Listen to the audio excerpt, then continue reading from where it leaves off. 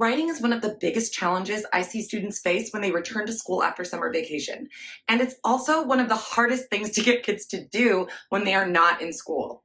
Kids typically don't spend a lot of time writing when they're on a break. So what happens is their penmanship gets very sloppy, their fine motor muscles are weakened, and they forget a lot of the things that they learned when they were at school the previous year. The purpose of this video today is to set you up for summer writing success by teaching you how to temper your expectations based on your child's developmental level and teaching you the do's and don'ts of setting up writing in your home. Make sure you quickly give this video a thumbs up, subscribe to my channel, and hit that notification bell so that you never miss a new upload.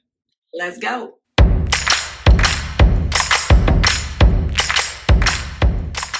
The first suggestion I have for you is to consider the age of your child and what they can feasibly accomplish. I'm going to give you some age ranges here, but I want you to know that these are averages and your child may be above average or they may be a little bit slower developmentally than others. Children who are in that preschool range, so about age 3 to about age 5, should not be expected to do any writing at all unless they're interested in it or they have done some writing in the past. But you certainly shouldn't be expecting them to write text, to label, to do any of those things unless they've been exposed and have shown genuine interest. What they can do is draw simple pictures or do paintings to accompany their stories, and you can write those stories down yourself or type them out for them. That's a really good precursor to being able to write on your own. School-age children that are about age 5 and up should be able to start by labeling pictures and then starting with simple sentences and growing them into more complex sentences that are related to one another. Think about sequencing events. When your child falls into the middle to upper elementary range, which is about ages 7 and up, they should be able to string together a sequence of events using both simple and more complex sentence structures. They will eventually learn how to do paragraphs and how to structure those paragraphs effectively.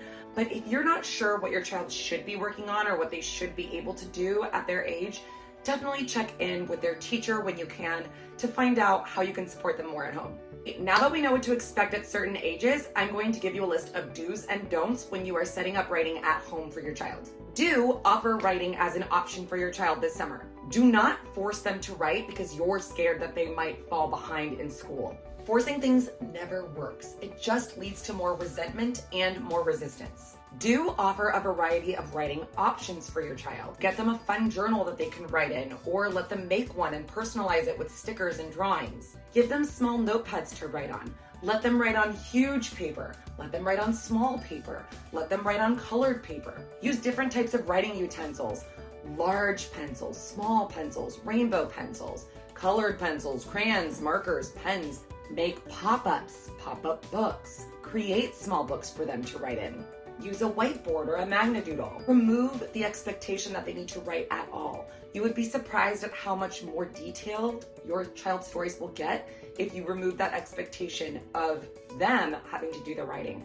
If you let them tell you a story with a logical sequence of events, you putting in that little bit of effort just to type it out or write it out for them is going to encourage them to be more detailed, to be more structured in their story. And eventually it will lead to them enjoying the process more. The last suggestion I have in this category is to give them label stickers when they're labeling a picture. It's more fun to label when you can write on the label and peel it and stick it on the paper. Simple, but effective. Do not assume that writing can only be done while sitting upright in a chair with a paper and pencil. As you heard previously, there's a lot of different ways to enjoy the writing process. It does not have to be on a piece of paper. Do show your child that writing can take on many forms. A lot of times when we think of writing, we think of story writing, but there are so many other reasons that people write, and you don't even realize it.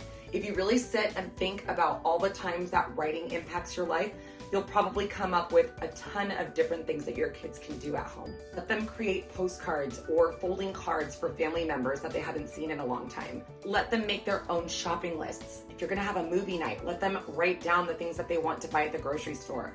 Ice cream, sprinkles, whipped cream, popcorn, things like that.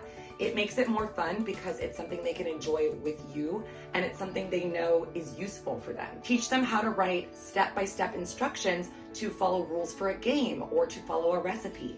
Those are also reasons that people have to write. If they're interested in poetry or music, you can show them that when people write the lyrics to songs, they do so in written format. And then they sing it or they share it with people. But it starts in written form. Please don't forget about digital writing. Blogs, vlogs, text messaging, emails, script writing, all of these things could be something that interests your child in writing. Remind them that we do live in a technology-driven age and writing takes many different forms. Don't forget about posters and advertisements. Those all have a writing element to them as well. Think about your child making a lemonade stand. What kind of poster would they put out to entice people to come to that lemonade stand? That's a type of writing that would be fun and useful for your child to do. Menus are another one that don't get a lot of attention in the writing world. Your child could have a great time trying to convince you to try different things on their menu by writing out very detailed descriptions of what they serve. Of course, let's not forget about writing stories, comic books, or movie plots. These are all things that your child can do to get excited about writing.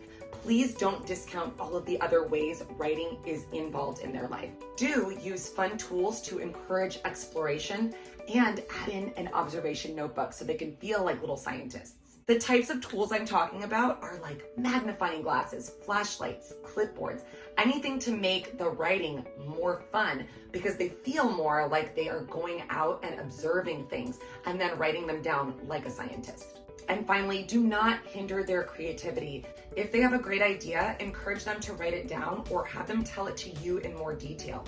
Have them witness you write it down so that they understand that once they come up with a brilliant idea, making a plan and seeing it through, it all starts with that writing piece, that drawing piece. Don't be afraid of what might happen. Get excited about what could be revealed if you give them the chance to explore their own learning path.